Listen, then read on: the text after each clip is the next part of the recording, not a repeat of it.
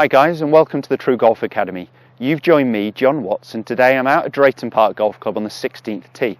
I've just filmed a video working on the roll of the lower body, the legs at the start of the downswing to help shallow my arm plane, and doing that I was using a range bucket.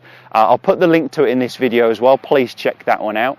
I thought while I've got the range bucket here, I just want to show you another exercise, this time to work on the top of the backswing position and the upper body. So what we're really looking for in our backswing is we're trying to maintain the radius between my lead hand, my left hand, and my sternum. So I'm trying to keep that width on the backswing.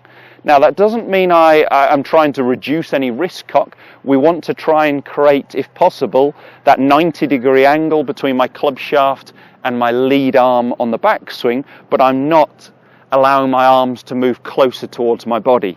Now if that does happen, if my arms are really moving inwards here, every action has an equal opposite reaction, as we've been told. So when the arms move in here, we tend to throw that club away from us on the start of the downswing. We're more likely, because we've got that wider downswing, we're more likely to be contacting the ground before the ball. If we miss the ground, we'll be hitting up on the ball and more of a top to a thin strike with an iron. It's also a loss of power because it means we're generating high club head speeds here rather than maintaining that speed until the golf ball.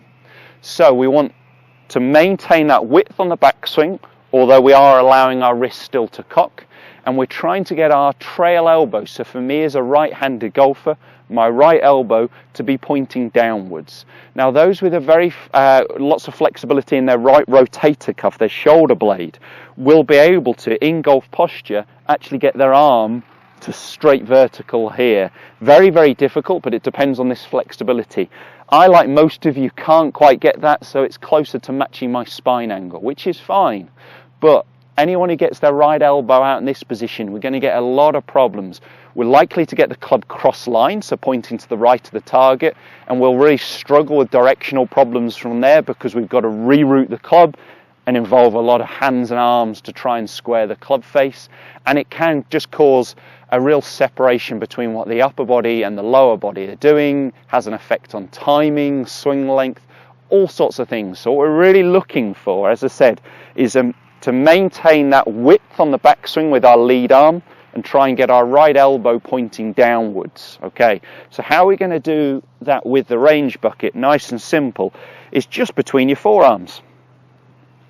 And what I want you to try and do is really get that feeling of a stretch here. So I'm really turning my chest away from the target, but you can see my lead arm is nice and straight. My right elbow is pointing down, and I've maintained the gap between my arms. So let me show you that from down line.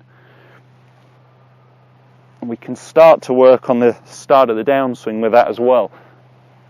Here with that range bucket. So once you got that feeling a few times, you're then going to go ahead and put it into a golf swing. So between your forearms, struggling here.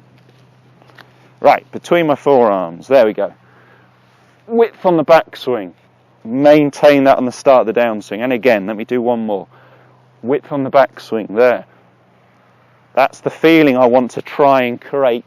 I then put that into some slow swings before building up to a full swing. So let me try and get that same sensation. That's the one.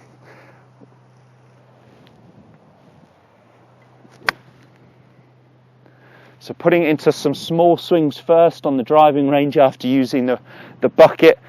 And now I'm going to go ahead and try and hit a full one. Again, maintaining that extension, that width on the backswing is what I'm really looking for.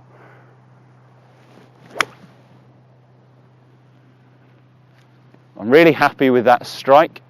Great ball flight, little draw from the right, nice and down there on the fairway. Happy with that one.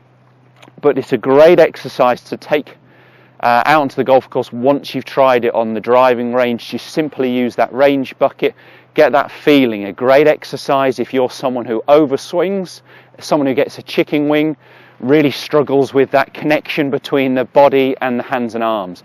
Give it a go. Let me know how you get on. Post some questions, some comments below. Please check us out on all our other social media platforms. All the info you need, guys, is coming along the bottom of the screen now. And make sure you watch the other videos that are coming every Monday, Wednesday and Friday. Thanks, guys. We'll see you soon.